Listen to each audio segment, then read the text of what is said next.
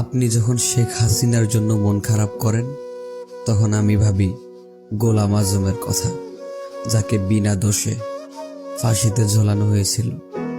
আপনি যখন শেখ হাসিনার জন্য মন খারাপ করেন তখন আমি ভাবি আল্লামা সাঈদী সাহেবের কথা, যাকে বিনা দোষে বছরের পর বছর তিলে তিলে শেষ করা হয়েছিল।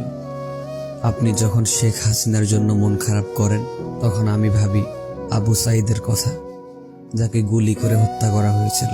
আপনি যখন শেখ হাসিনার জন্য মন খারাপ করেন তখন আমি ভাবি মীর মুগ্ধর কথা, যে কিনা পানি বিলি করতে গিয়ে গুলিবিদ্ধ হয়েছিল।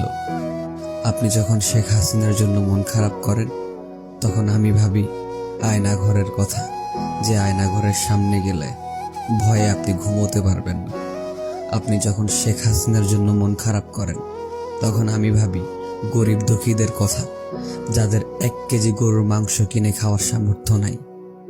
আপনি যখন শেখ হাসিনার জন্য চোখ দিয়ে পানি ফেলেন তখন আমি ভাবি আমার ইসলাম ধর্মের কথা, যে দেশে বুক ফুলিয়ে ইসলামের কথা বলা যেত না, শান্তিপূর্ণভাবে ওয়াজ মাহফিল করা যেত না, যে দেশে কোরআনের কথা বলা যেত না, যে দেশে ইসলামের কথা বলা মানুষরা ঠিকমতো রাতে ঘুমোতে পারত না।